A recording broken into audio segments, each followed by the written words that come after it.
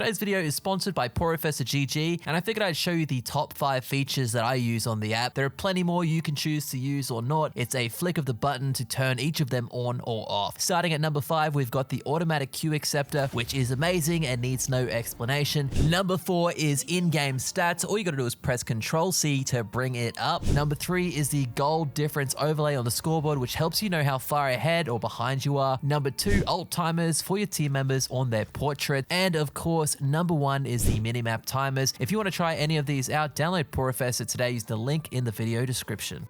Welcome back, guys. Currently we're at Diamond 3 and we're up against our first set of NA Masters. We're running double jungle this match and we're going to see just how well they handle it. Prior to this moment, our team had invaded the red side, placing wards, allowing me to just sit here and wait.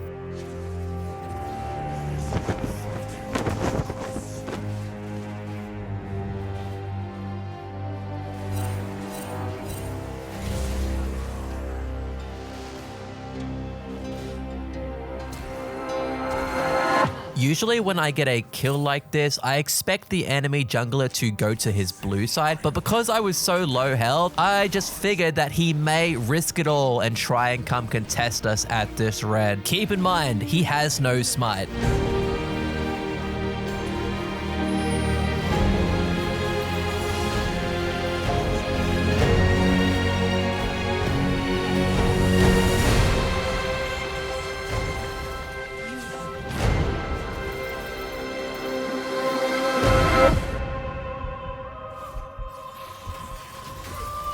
2 minutes 30 into this game and we've already got the feats of warfare. I would say that's a pretty good trade. We know exactly where the talent is. He's got no summoner spells and he's behind in experience. We use all of this knowledge plus the fact that Yorick is ahead to invade his blue side.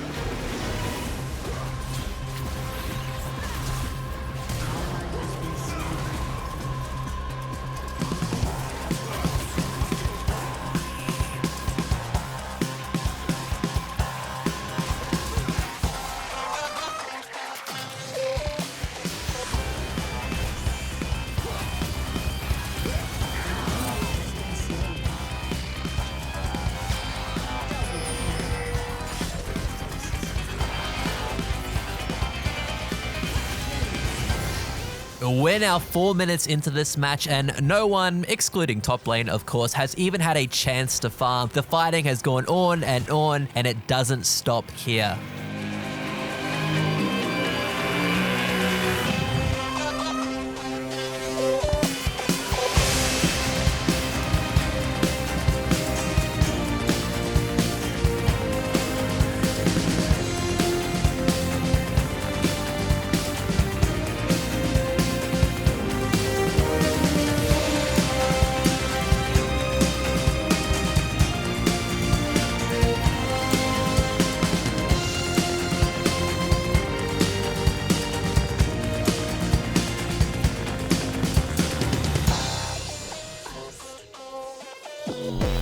At this point, what I'm thinking is Jhin has picked up so many kills. What I should aim to do is hand this kill over to him. It's pretty much free, and then swap to the support item. He is just so far ahead, and so is our jungler, that we could just come to the bot lane, and that's likely going to be the best way for us to win this game. And so that's what I did. I swapped over, and now we skip 4 minutes into the future where we are still trying to push our way through this bot lane.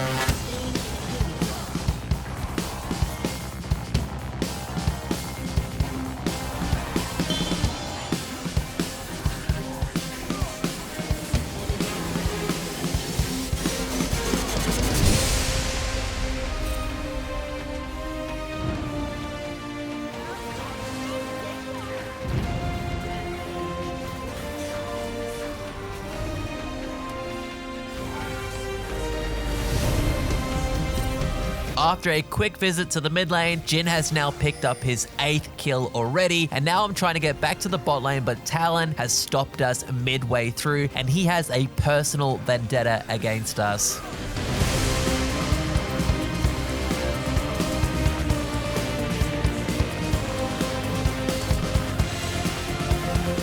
As my goal is to try and climb as quick as possible, I thought I would attempt to suggest that they surrender at 15. If there's anything I learned about NA, it's that they're kind of similar to OC in the fact that they do not surrender no matter how hard they are losing. If anything, the harder they lose, the more they want to try and just drag the game out. Either way, we continue to completely stomp the enemy team, but I'm going to skip this game 10 minutes into the future because the enemy team, they didn't manage to win a single team fight. Realistically, we took everything and killed them so many times. The start of this match really is what decided the outcome. Not only did we completely squash the Talon, but Jax in the top lane managed to go 0-13. And with that, we gained 29 LP.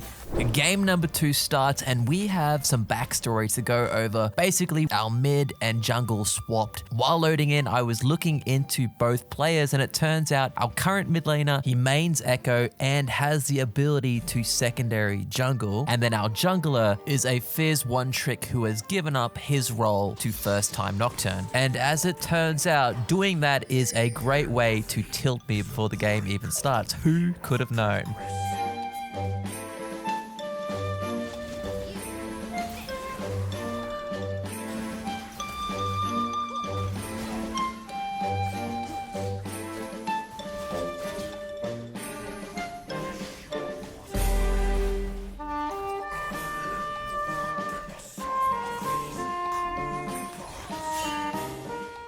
The situation that we've found ourselves in is very profitable for our team. We're getting our mid laner and our jungler ahead currently because they've wasted so much time chasing us around. The problem, in which we know because we looked up their stats, is that both the jungler and our mid laner lack experience on their champions.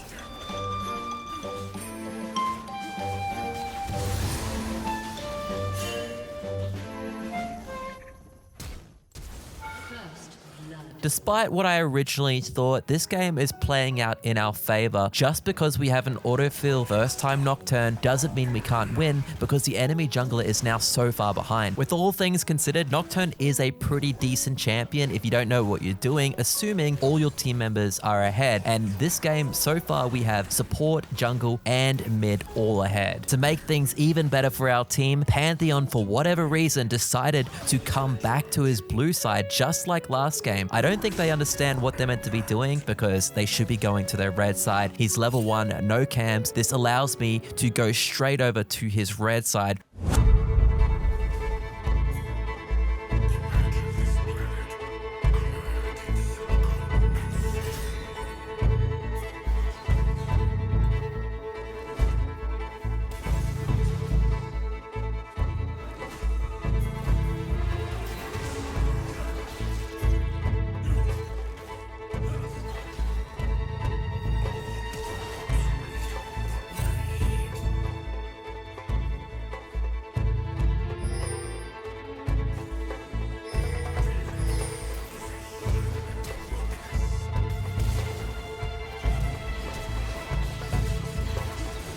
This red invade didn't go exactly as we had hoped. As soon as the red buff was killed, I wanted to abort, but the Nocturne went in and that just led to disaster. Overall though, 1 death for 4 people committing and a bunch of flashes. I'd still say it's worth, mainly because Kalista had a chance to free farm.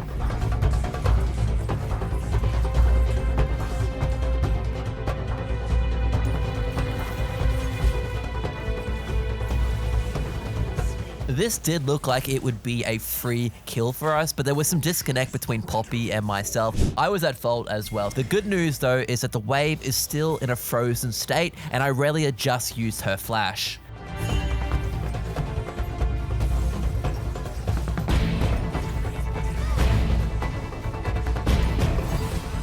This time, Irelia wasn't so lucky, and we end up getting not one, but 2 kills onto Kalista. She did that all by herself, really taking advantage of her level gap. It also sets up the next big play. With the enemy bot lane being dead, we leg it straight across the map to start this Drake. We've currently got 4 levels over the enemy team when you compare the ADC, jungle, and support. So taking this Drake should be free, and if the enemy team decides to counter it, we should be going into this with an edge.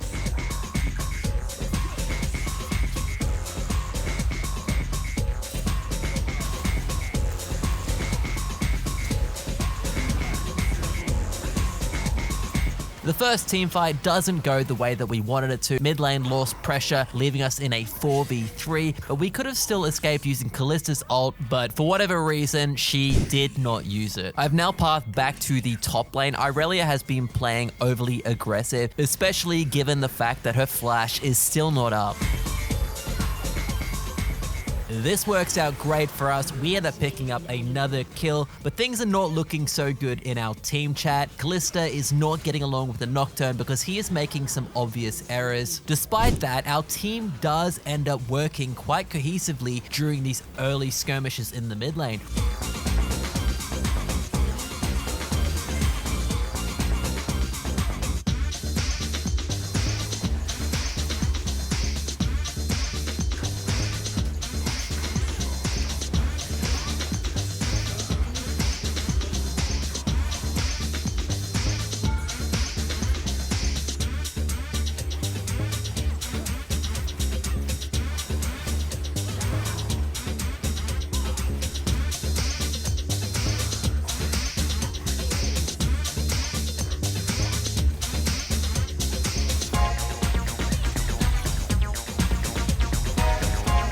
Off the back of the Nocturne dying in that pit, our team gets 5 kills, the enemy team only 1. So it is looking like we have the potentially better solo laners, but this doesn't last forever. Things were looking too good to be true. One by one, our team members started getting picked off, and the lead is now in the enemy's favor. This third Drake is about to start, so I was looking towards stealing it, but it turns out I was also sitting on a ward. And now the enemy team is on the Drake, and I tell the Nocturne to give it up, but he does not. He goes in and hands over another kill. From there, the story writes itself. Without the lead, our team had very little hope. Nocturne's lack of experience on the champion was showing over and over, consistently dying. Even when we managed to pull it back, he would just waste that opportunity by ulting in again without really thinking about what he's doing.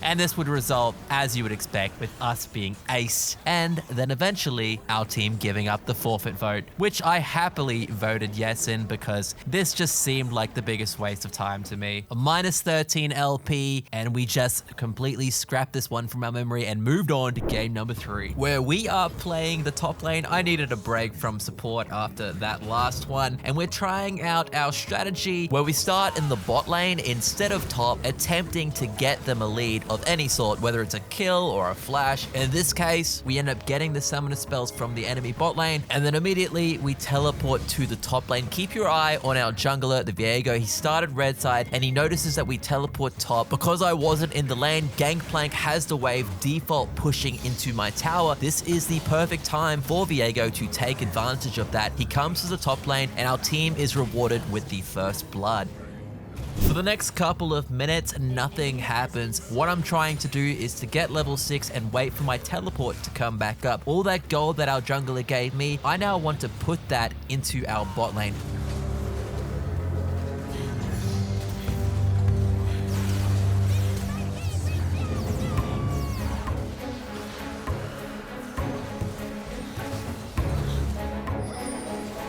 It's only 8 minutes and we've already impacted the map significantly more than the Gangplank. That's 2 ganks in the bot lane and we teleport straight to top lane. Viego has come back to collect some gold, but he doubted in my ability to curve around the wall and doesn't fully commit, and the Gangplank gets away with just a sliver of health. A couple minutes later, I've left the top lane. This time, I've done it to force my team into taking this objective. I want more win conditions, and I have teleporter, so I can take it, teleport top, allowing me to lose as little as possible while still impacting the map. If you're paying attention to my farm, you probably noticed it's very low, but the thing is, you don't need a lot of farm to win games, right? What you need is a team that's going to carry you, and the way we're playing is allowing our team to do that. I'm basically doing anything possible to get this 80 carry ahead. I'm freezing the wave and baiting Gangplank at the exact same time for this Tristana.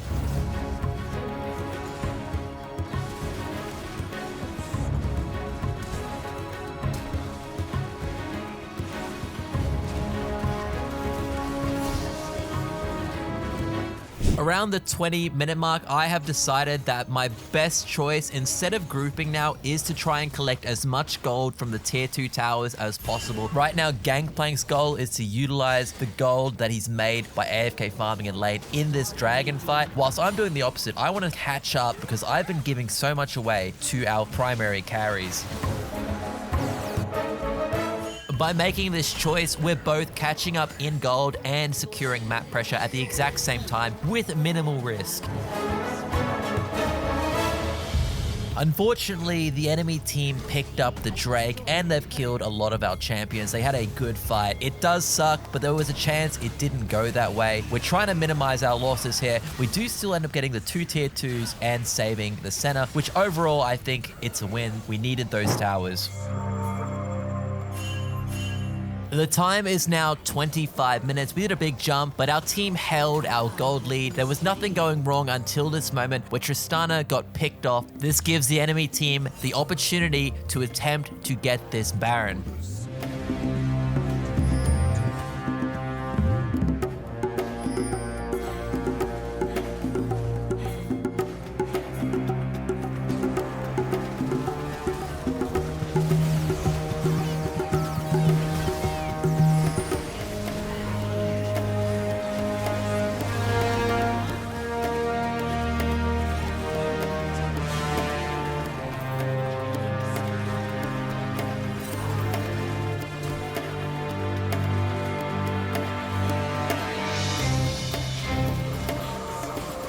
After the fighting has ended, the enemy team still has 3 members alive, which is enough to take that Baron. And our Tristana, who has now respawned, is confident that they are on it. He ends up wasting his jump to secure a cannon minion, which ultimately ends up backfiring because the enemy team is in fact not on that Baron. They were waiting.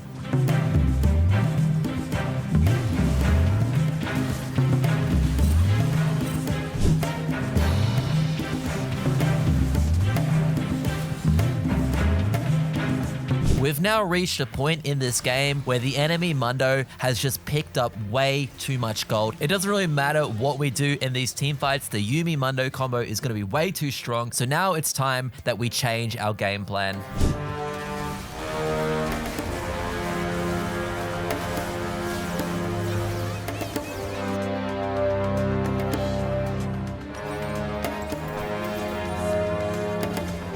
Our team caught a very lucky break when the Viego managed to steal this Baron buff. It opened up the door because the Mountain Drake has just spawned, and this would be the enemy team's 3rd one, which Mundo desperately wants because it makes him even stronger. So what he's done now, he's ditching the team to go and get that solo while we have the opportunity to take all of the objectives.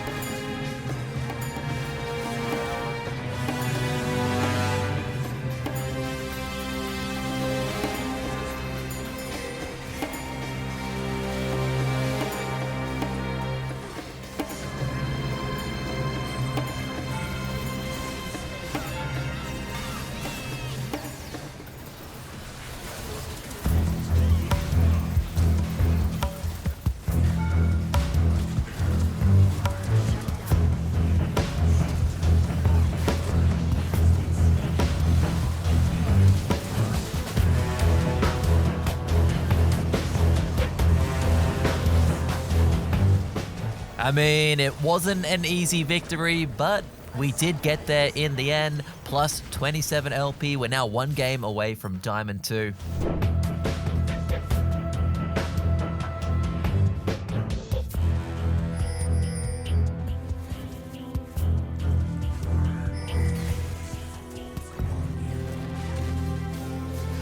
So in game number 4, of course, we're playing double jungle. Our invade was successful, which means it's likely that Elise has started on this blue buff. I'm trying to accurately bounce over so that I'm hidden in the fog of war, which makes stealing this significantly easier.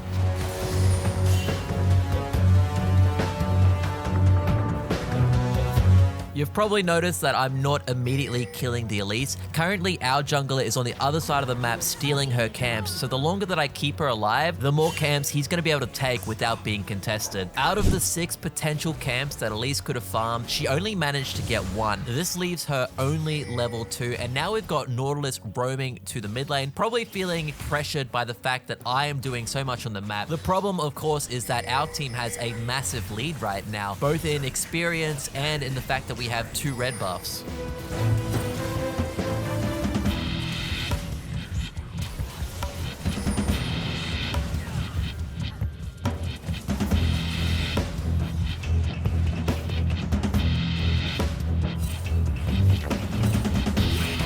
This early game roam from the Nautilus ends up resulting in 2 kills for our Katarina. Now the Yone is trying to push this wave in while she goes to base, but I end up freezing it. So he doesn't get to spend his gold and the Katarina does, and now it baits the enemy team again into a fight that they probably wouldn't want.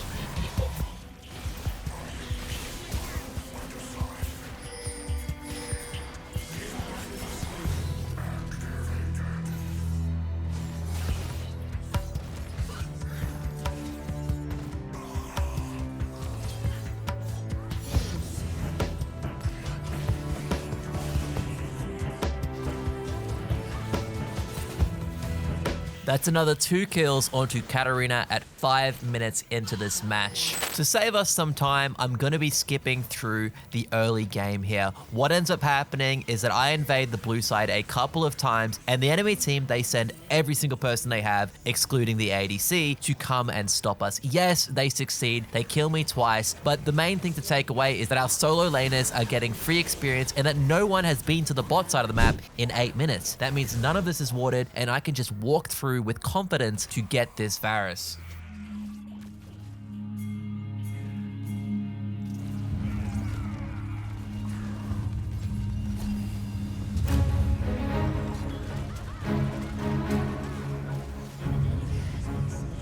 Admittedly, a 1-for-1 isn't exactly what I was looking for, but I'm now almost level 6, the wave is pushing, and we can look to get a repeat gank onto the Varus because we know for sure his summoner spells are now used.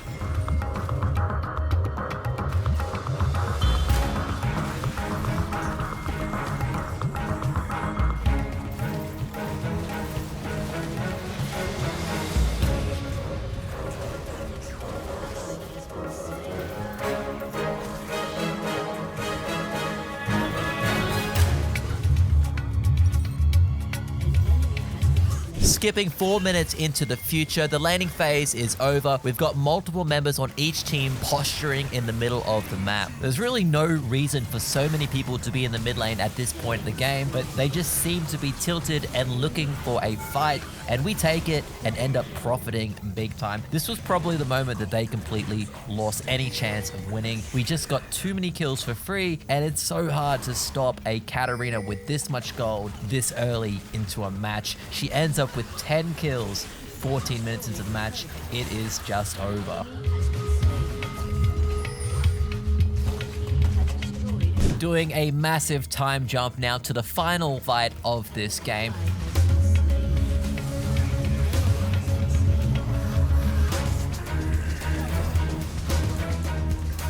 Almost nothing significant at all about that final fight, but the scoreline is 18 kills on Katarina, 9 on the MF. It was a complete stomp, and we are promoted to Diamond 2. Y'all ain't on this level, bitches, Tilterella.